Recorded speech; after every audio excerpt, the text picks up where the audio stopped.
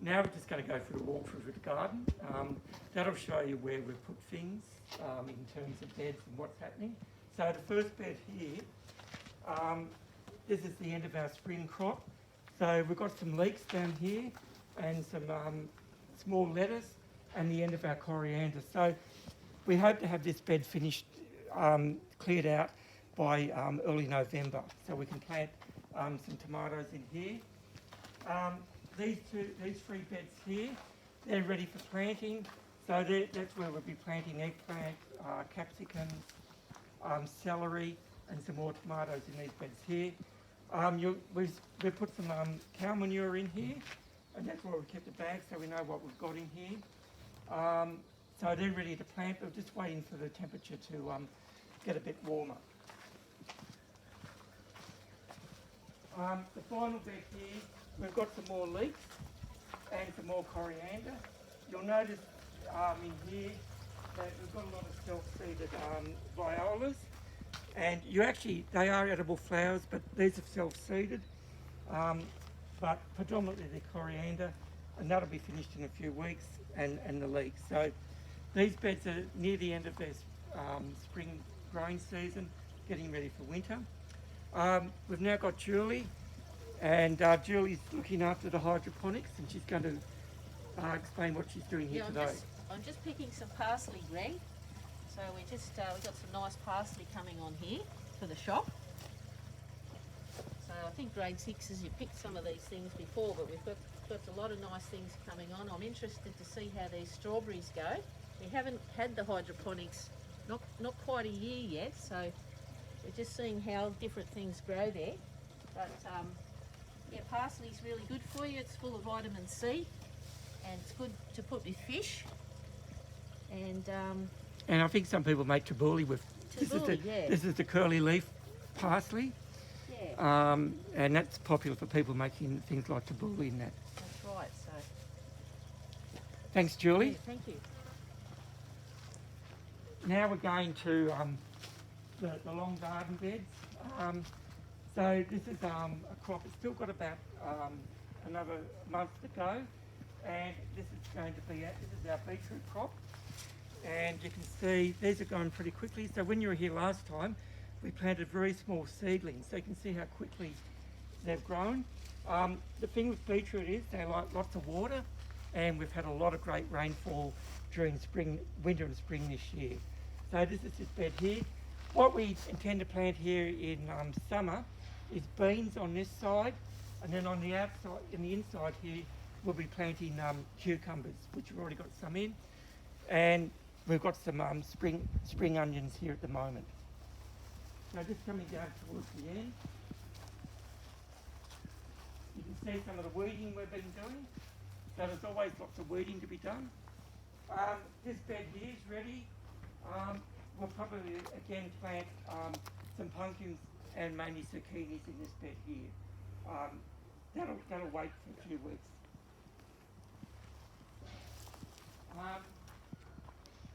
This is our rhubarb crop, and you can just starting to see now that there's lots of nice rhubarb being coming along, but we've probably got another month before we really pick the rhubarb. Coming through here, we've got our beds ready for potato planting, so we'll do a demonstration today of how we plant potatoes and that, but we've got 4 trenches ready to go. So we've got Bob. Bob's been picking some broad beans today. He'll explain what's happening with the broad beans. This is the broad bean plant, and as you can see here, these are the beans just growing. And if we look up here, you can see these are the flowers that will eventually be broad beans. They must be staked when you grow them, and unfortunately we've had a lot of rain this year, and a little bit of mould or mildew has crept in. Doesn't have any impact on the beans itself, but it just doesn't look good. These are the actual beans. That one's a little bit big to be harvesting because they get a little bit bitter. That's more the size to harvest. And if you look at the beans inside,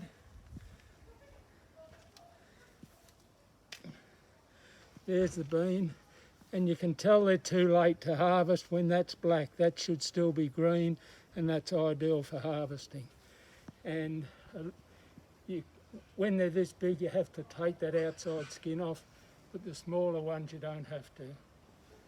That's the broad beans. Thanks, Bob.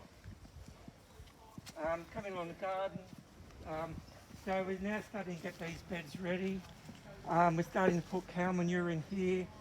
We're using the old canvas to stop the weeds growing before we plant out.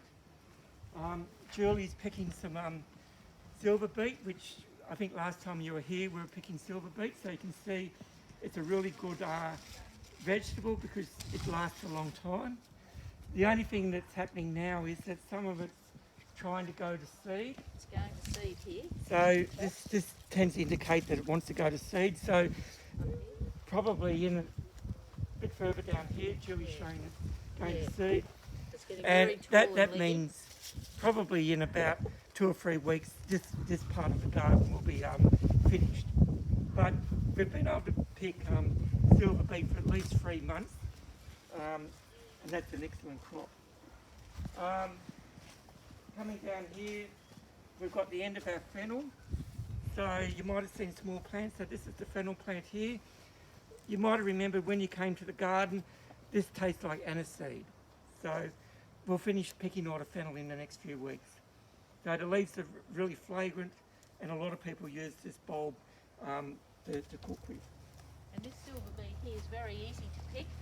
You just basically pull and just pull the stems away. You don't even have to cut. You just pull the outside ones. Plant does keep growing, and they just snap off very easily. You can hear a nice snap there. So we're just picking as much as we can. See that? Beautiful silver beet. Thanks, Julie. So just moving along the garden is we've got some snow peas at the back here. The trouble with snow peas is that they get attacked by snails, so we've lost a few that we put in. But Joe had set up some traps, and we've been able to catch a lot of snails here, but they make snow peas very hard to grow along the fence. And we've got the fig tree here. Further along, we've got our garlic crop, and the garlic crop's going really well. We'll probably pick the garlic probably in mid to late December. That's when it's ready. It takes about 6 months to grow garlic. Down here are some of the pots that the students have grown, and you can see how they're going fairly well. Then over here, these are more pots. So you can see they're all going really well with the flowers and the different plants. This one over here hasn't done as well. When you're gardening, some things work really well, some things don't. You don't always know why they failed. So this one hasn't done as well as the others, but the others have done well. When you were here, you planted some snow peas seeds, and these are all ready, and we're going to plant them out in the next session. So there are snow peas. We did plant some corn, but the corn hasn't come up, and maybe because it's been a bit too cold in winter, so maybe corn needs to be planted out another time. Now moving around to the back.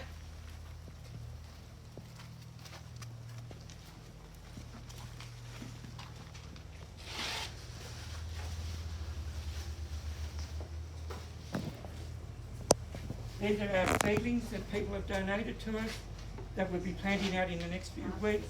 There's more beetroot, pumpkin, silver beet and the like. So in the next few weeks we'll be planting a lot of these. And then coming around, you might remember planting these flower pots. So you can see they've done pretty well. Lots of nice colour. So we'll probably put those in the shop in the next week. And then around here we've got the English spinach. Again, it's going pretty well, but you'll notice with some of the other pots, some haven't done as well. One of the reasons why we discovered the ones at the bottom here didn't do as well, we forgot to put holes in the bottom, so they filled up with water. But since we put holes in, they've got a lot better. And just finally around here is Julie set up a little aquaponics setup, which we'll talk about in the next few weeks of how that works. But hopefully that's given you a bit of a view of how the garden's going up until now. So you can see that we're now ready to plant. We've got lots of bare beds that we'll put fertilisers in, and in the next 2 or 3 weeks they'll be full of plants. And by the end of this session, in about 5 or 6 weeks, you'll see most of the beds are full with seedlings. Anyway, that'll finish this part of the video.